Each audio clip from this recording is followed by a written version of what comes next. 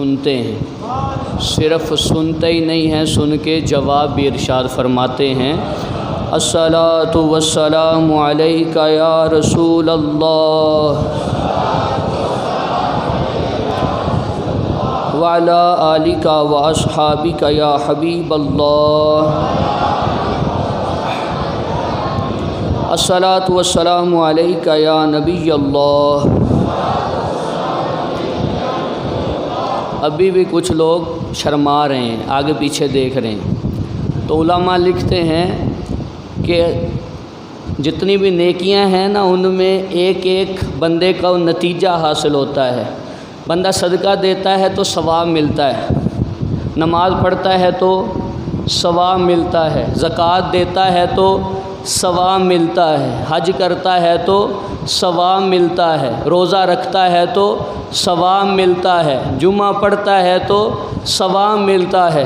لیکن جب حضور پہ درود اور سلام پڑھتا ہے، اللہ ثواب بھی دیتا ہے اور مدینے والے مصطفیٰ اس کا جواب بھی ارشاد فرماتے ہیں۔ الصلاۃ والسلام علیک یا رسول اللہ وعلی آلک واصحابک یا حبیب اللہ۔ الصلاۃ والسلام علیک یا نبی اللہ وعلی آلک واصحابک یا نور اللہ۔ اللہ کا فضل اور احسان ہے کہ ایک ہی دن میں 2 عیدیں عطا فرمائی ہیں۔ ایک عید جمعے کی ہے اور دوسری عید میلاد النبی کی ہے۔ یہ کہنا غلط ہے کہ تیسری عید، بلکہ ہم تو یہ کہتے ہیں پہلی عید۔ سرکار کے میلاد کی عید یہ تیسری نہیں ہے، یہ پہلی عید ہے۔ تو عید میلاد النبی کے سلسلے میں سرکار صلی اللہ علیہ وسلم کی عظمت کے بیان کے لیے آپ موجود ہیں۔ میں چند باتیں آپ کے سامنے بیان کروں گا۔ پورا قرآن پاک پڑھ لیں، احادیث کا ذخیرہ دیکھ لیں۔ اگر دل میں عشق مصطفیٰ ہے تو ہر صفحے سے آپ کو شان مصطفیٰ جھلکتی نظر آئے گی۔ اگر دل وہ ہے جس کا قرآن نے ذکر کیا فی قلوبہم مرض فزادہم اللہ مرضا، ان کے دلوں میں بیماری ہے، جب بھی وہ شان مصطفیٰ کو سنتے ہیں تو بیماری کم نہیں ہوتی، اللہ اس بیماری میں اور اضافہ کر دیتا ہے۔ لیکن جو شان مصطفیٰ سن کے خوش ہوتے ہیں، اللہ عز و جل ان کے عشق میں مزید برکتیں عطا فرماتا ہے۔ سرکار صلی اللہ علیہ وسلم کے بچپنے کی ایک بات سنیے۔ سرکار نے اعلان نبوت سے پہلے 3 سفر کیے ہیں، 2 شام کی طرف، 1 یمن کی طرف۔ پہلا سفر آپ نے 12 سال کی عمر میں کیا۔ 12 سال کی آپ کی عمر ہے، اپنے چچا ابو طالب کے ساتھ آپ شام کے سفر پہ روانہ ہوئے۔ جس رستے سے گزرتے ہیں وہاں ایک راہب کا گرجا آتا ہے، لیکن بہت سارے لوگ گزر جاتے ہیں، وہ کسی کو دیکھتا بھی نہیں، گزر جاتے ہیں۔ لیکن آج منظر عجیب تھا۔ سرکار صلی اللہ علیہ وسلم سفر پہ روانہ ہیں، بچپنا ہے، 12 سال کی عمر ہے۔ بحیرہ راہب سفر میں رستے کے اوپر کھڑا انتظار کر رہا ہے اور سارے قافلے والوں سے کہتا ہے آج تمہاری میری طرف دعوت ہے۔ وہ سارے حیران ہوتے ہیں، کہتے ہیں کہ اتنی مرتبہ ہم گزرے، ہمیں بھی یاد نہیں، لیکن تم نے ہم سے بات کرنا تو کجا، کبھی ہماری طرف دیکھا بھی نہیں، آج کیا بات ہے ہماری دعوت کر رہے ہو؟ اس نے کہا تمہاری دعوت ہے، آ جاؤ۔ سارے چلے گئے۔ سرکار صلی اللہ علیہ وسلم 12 سال کی عمر، آپ سامان کے پاس ہی تشریف فرما ہیں۔ اب وہ سب کو دیکھ رہا ہے اور پھر پوچھنے لگا کوئی رہ تو نہیں گیا، سارے آ گئے ہیں؟ تو سب نے کہا ہاں سارے آ گئے ہیں۔ پھر اس نے سوال کیا کوئی رہا تو نہیں، سارے آ گئے؟ تو حضرت ابو طالب نے جواب دیا کہ میرا بیٹا رہ گیا ہے۔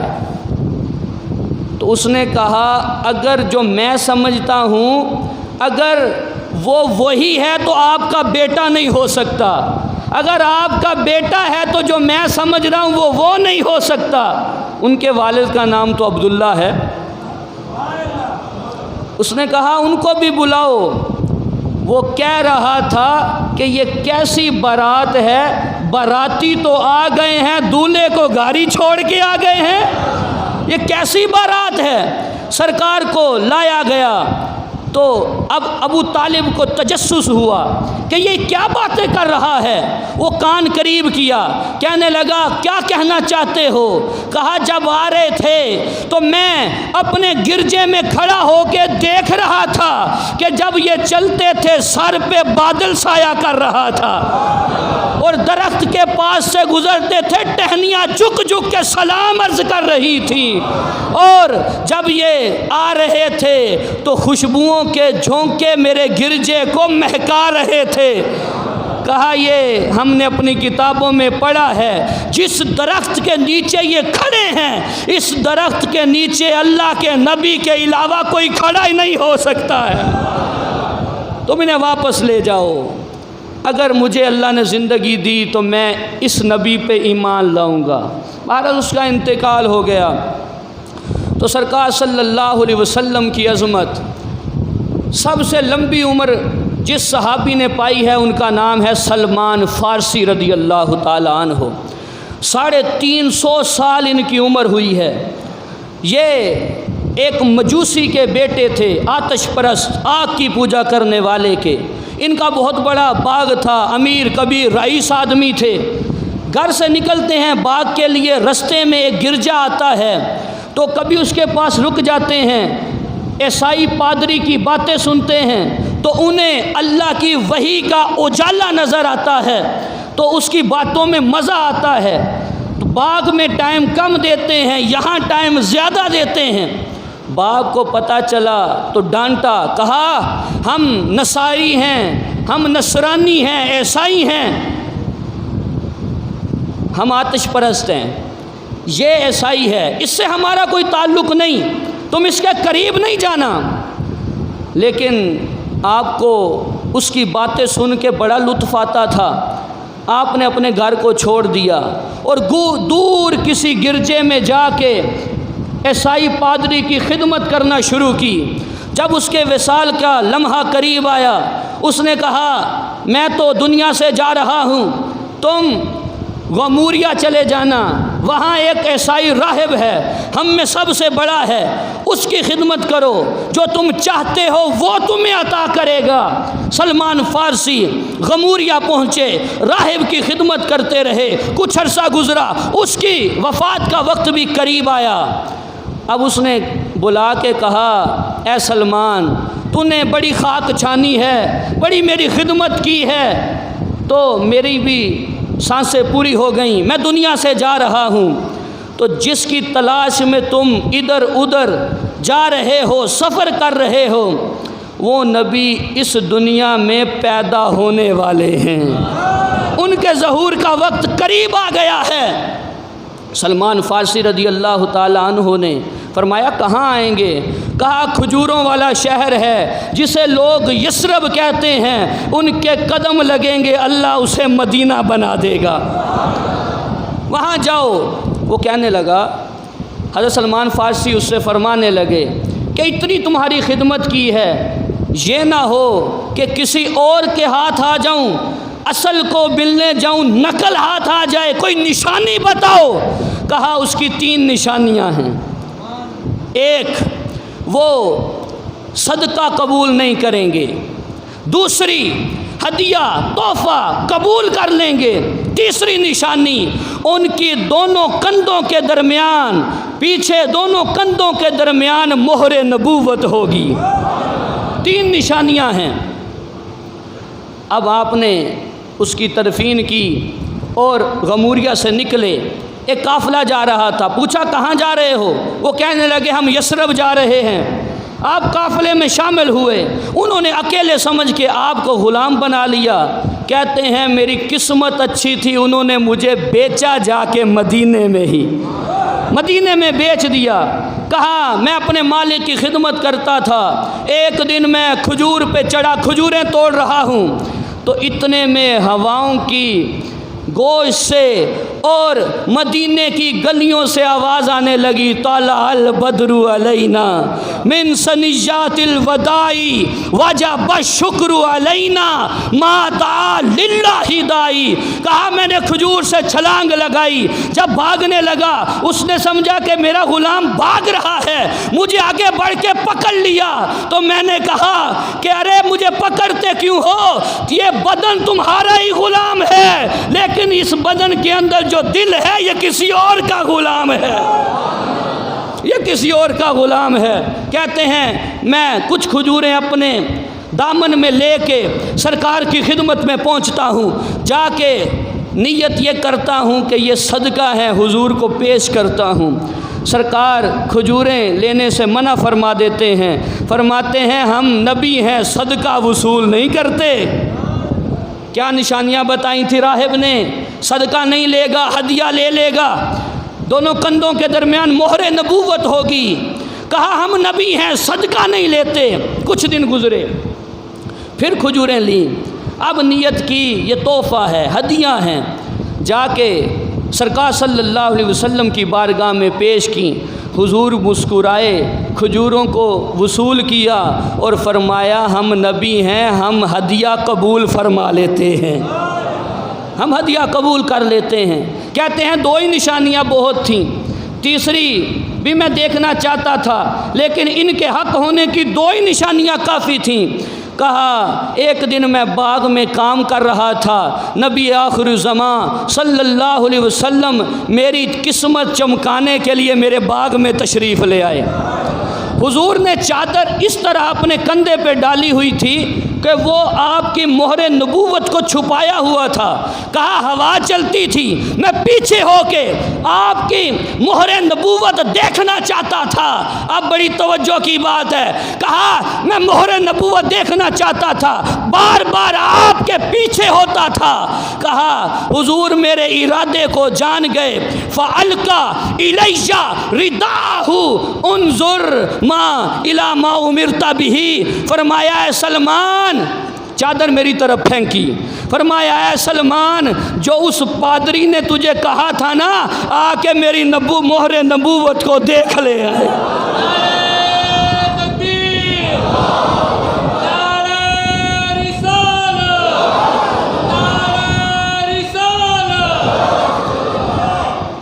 اگلی بات یہ جتنے بھی نبی آئے، حضرت وہب بن منبہ فرماتے ہیں لم یبعث اللہ نبی الا وقد کانت علیہ شامۃ النبوۃ فی یدہ الیمنی۔ جتنے بھی نبی آئے ان کی مہر نبوت ان کے ہاتھ میں ہوتی تھی۔ کہاں؟ ہاتھ میں ہوتی تھی، لیکن سرکار صلی اللہ علیہ وسلم کی مہر نبوت دونوں کندھوں کے درمیان پیچھے۔ وجہ کیا ہے؟ ابن حجر اسقلانی لکھتے ہیں، کہا سب نبی آئے، ان کی مہر نبوت سامنے ان کے دائیں ہاتھ میں ہوتی تھی، کوئی پوچھتا نبی ہو تو وہ آگے ہاتھ کر کے مہر نبوت دکھا دیتے، لیکن حضور کی مہر نبوت چھپا کے دونوں کندھوں کے درمیان پیچھے۔ وجہ کیا ہے؟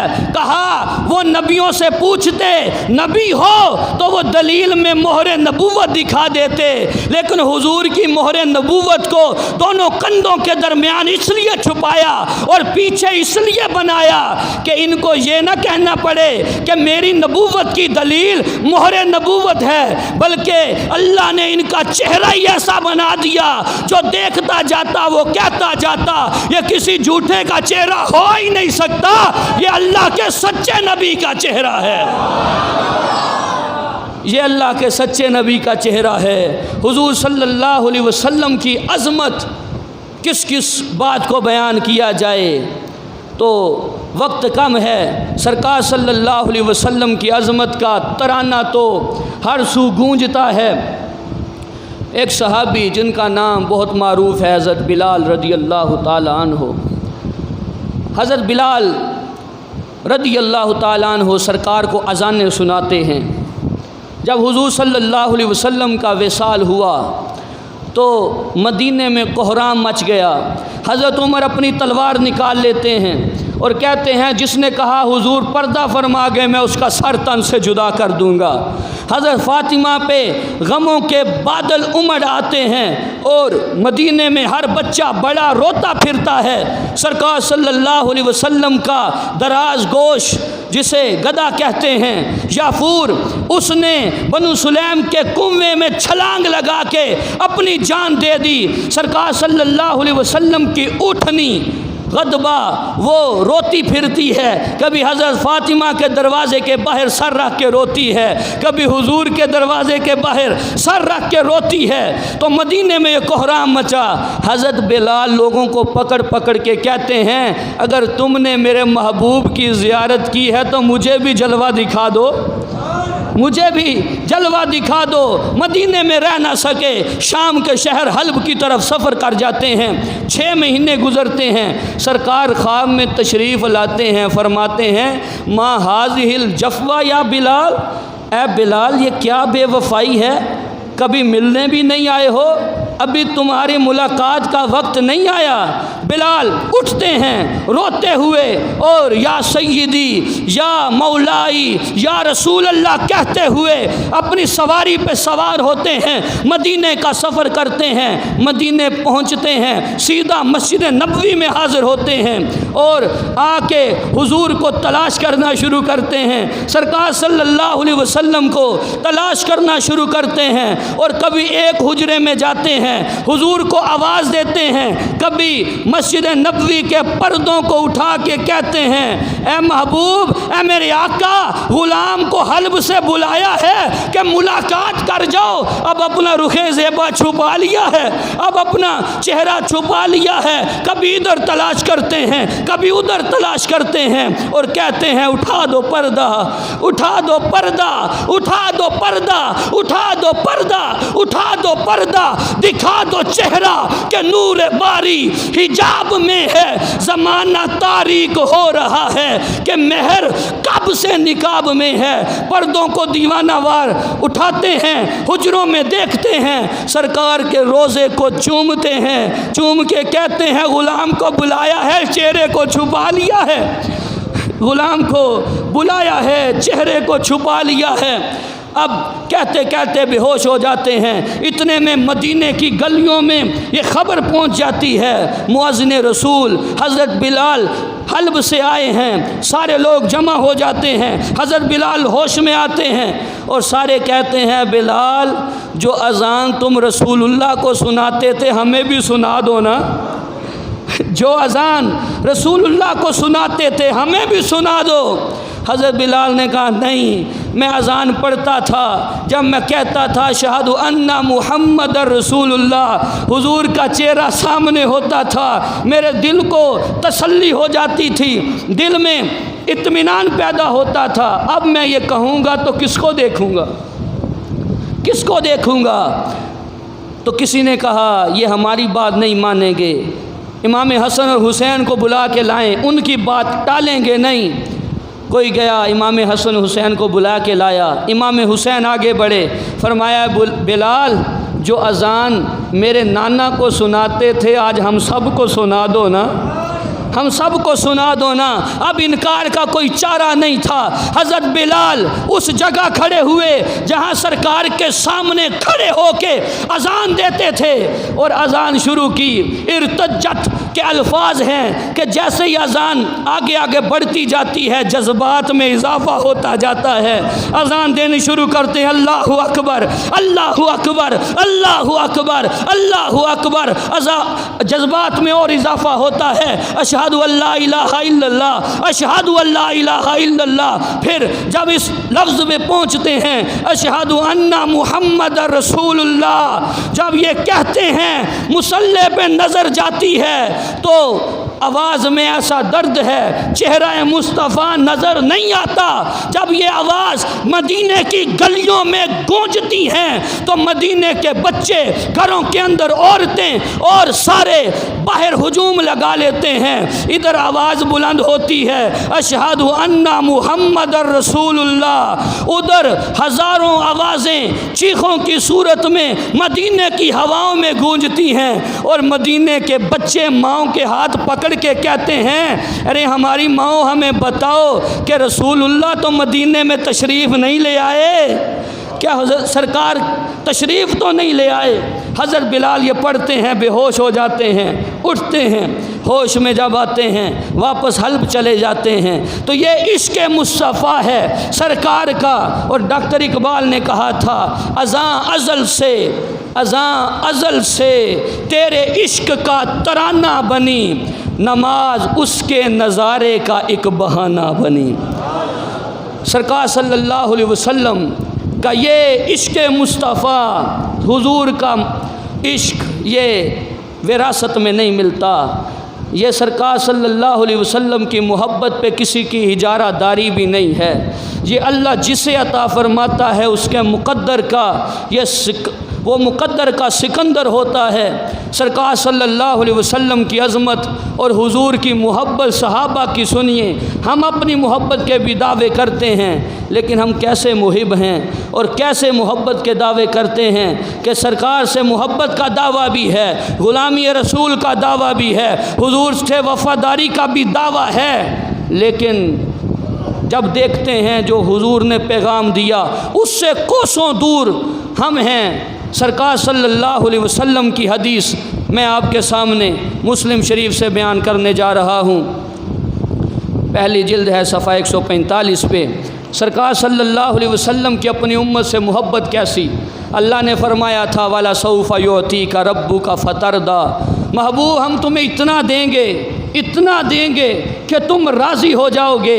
تو ہم جانتے ہیں سرکار اس وقت تک راضی نہیں ہوں گے جب تک سب امتیوں کو بخشوا کے جنت میں نہیں لے جاتے، اس ٹائم تک راضی نہیں ہوں گے۔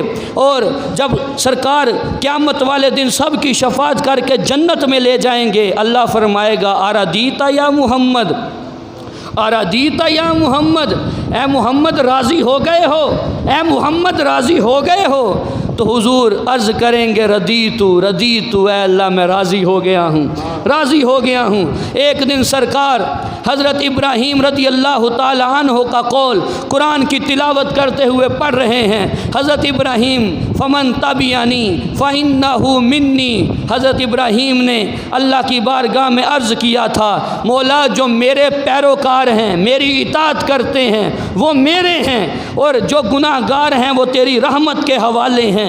یہ پڑھ رہے تھے، پھر آپ نے جب حضرت عیسیٰ علیہ السلام کا یہ قول پڑھا ان تعذبہم فإنہم عبادک وإن تغفر لہم فإنک انت العزیز الحکیم، اے اللہ یہ تیرے بندے ہیں، ان کو بخشے گا تو تیری مرضی ہے، تیرے بندے ہیں، عذاب دے گا تو تو حکمتوں والا رب ہے۔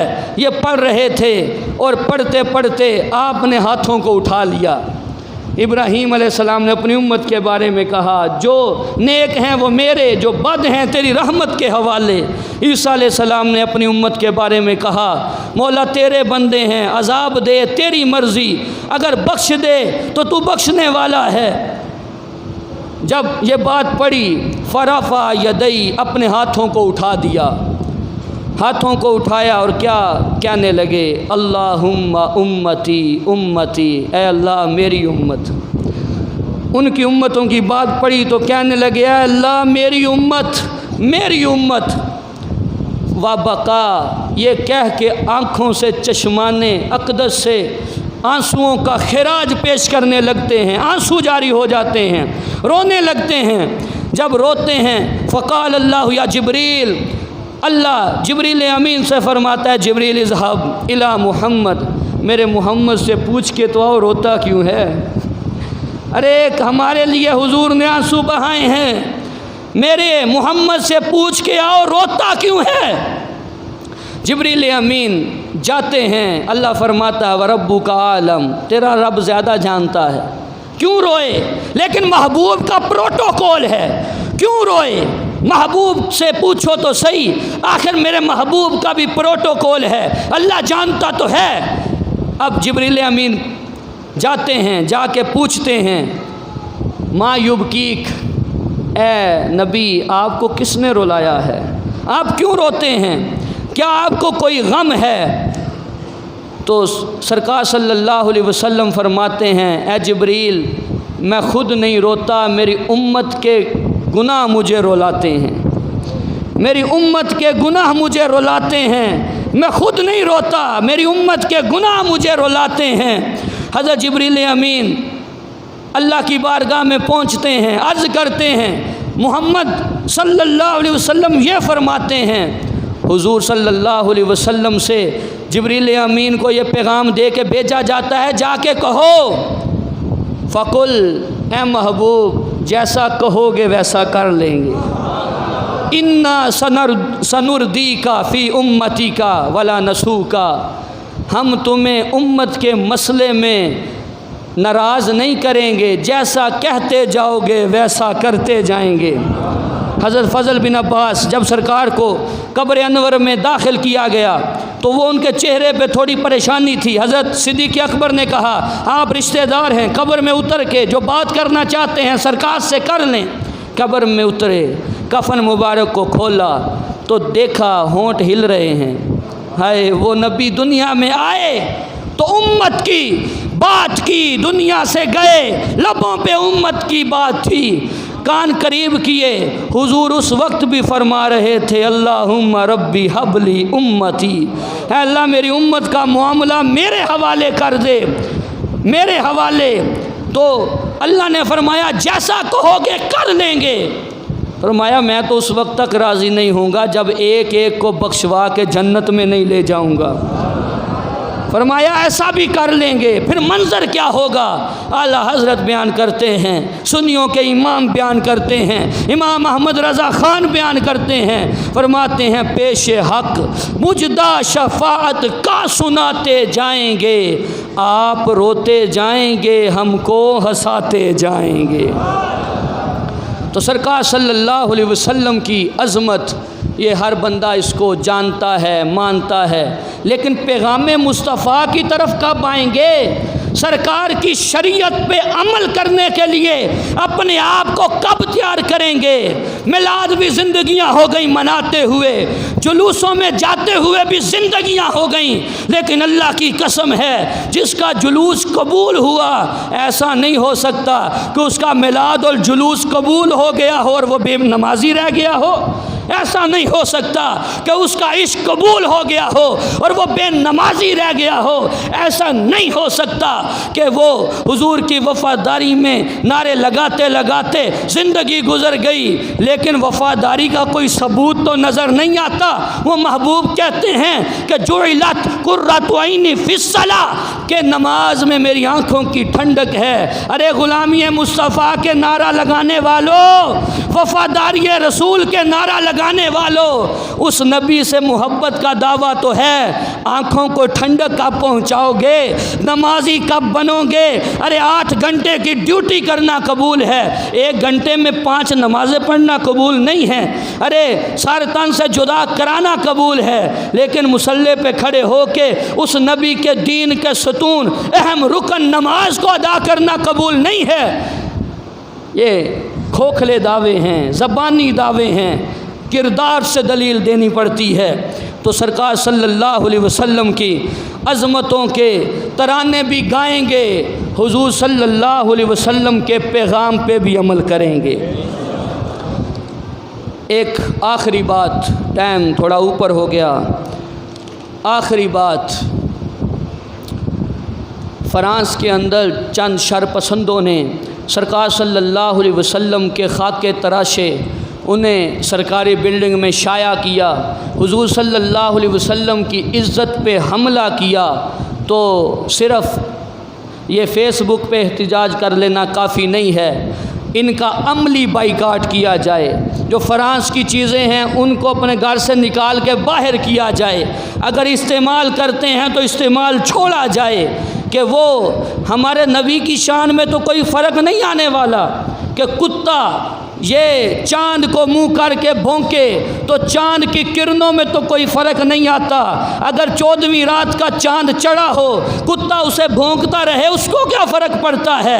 اگر کوئی چاند کی طرف منہ کر کے تھوکے تو اپنا ہی منہ گندا ہوگا، چاند پہ کوئی فرق نہیں پڑنے والا۔ تو ان کو کتا اور خنزیر کہنا بھی کتے اور خنزیر کی توہین ہے۔ وہ تو ایسے بدبخت ہیں جو سرکار کی شان میں گستاخیاں، بے باکیاں اور حضور کی بے ادبیاں کرتے ہیں، سرکار صلی اللہ علیہ وسلم کی عظمت پہ انگلی اٹھا کے مسلمانوں کے جذبات کو مجروح کرتے ہیں۔ اور ایک کتاب ہے المستطرف، اس کے اندر لکھا ہے ایک پادری گلی میں بیٹھا ہے، بچے گیند سے کھیل رہے ہیں، حضرت عمر کا دور ہے، گیند سے کھیلتے کھیلتے گیند پادری کے سینے پہ جا لگی، بچے لینے کے لیے گئے تو اس نے کہا میں نہیں دوں گا۔ ایک بچہ کہنے لگا سألتک بحق محمد، میں تم سے محمد صلی اللہ علیہ وسلم کے صدقے سے مانگتا ہوں۔ اس نے یہ بات سنی تو حضور کی شان میں گستاخی کر دی۔ ننھے منھے بچے پاس، ان کے پاس لکڑی کے جو چیزیں تھی سارے بچے جمع ہوئے، پادری کو مارنا شروع کیا، اتنا مارا کہ اسے جہنم واصل کر دیا۔ جب یہ مقدمہ حضرت عمر کے پاس پہنچا، سامنے مال غنیمت موجود تھا اور ایک بہت بڑا علاقہ فتح ہوا تھا۔ حضرت عمر فرماتے ہیں مجھے مال غنیمت حاصل ہونے پہ اتنی خوشی نہیں ہوئی ہے جتنی ان بچوں کے اس عمل پہ خوشی ہوئی ہے، اس عمل پہ خوشی ہوئی ہے۔ کیا حضرت عمر فرمانے لگے الان عز الاسلام، اسلام غالب ہو گیا۔ کیوں؟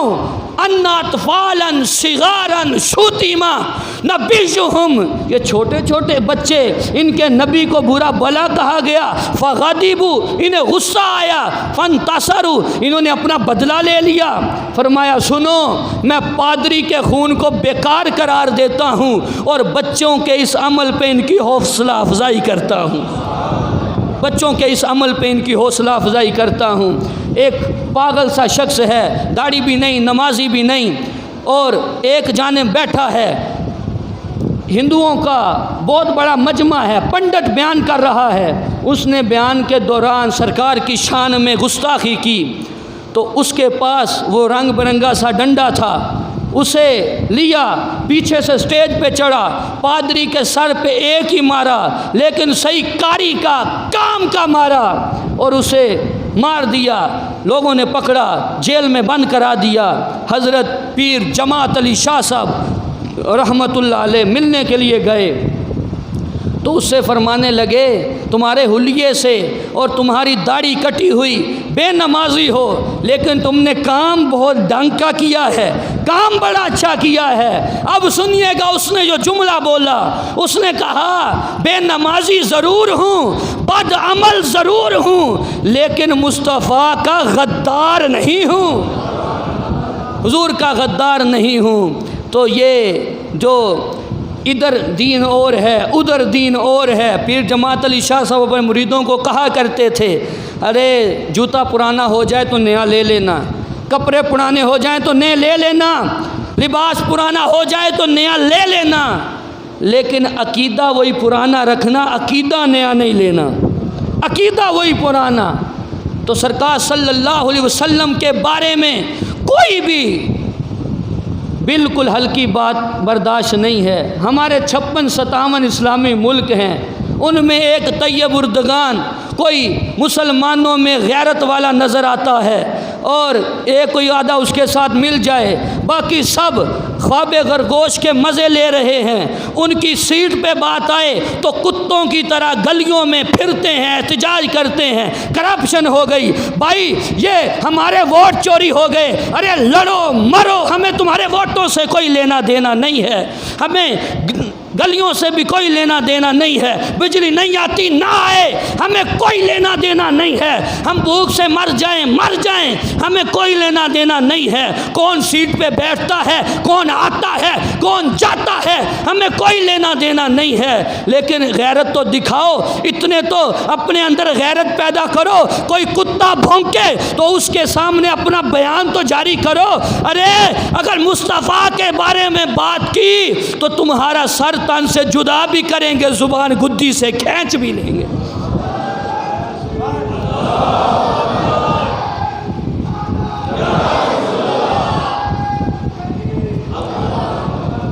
تو سرکار صلی اللہ علیہ وسلم کی عظمت میں جتنے لوگ بیٹھے ہیں سب ہاتھوں کو اٹھا کے حضور کی عظمت کا اعلان بھی کرنا ہے، کیمرے کو گھمائیں، اور گستاخوں کو بتانا بھی ہے یہ لوگ اگرچہ قوت میں کمزور ہیں لیکن سرکار کی عزت پہ کوئی سمجھوتا نہیں کرنے والے۔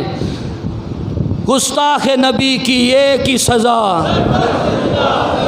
سارے ہاتھوں کو اٹھائیں، سارے آخر تک، باہر والے بھی سب، گستاخ نبی کی ایک ہی سزا، گستاخ نبی کی ایک ہی سزا،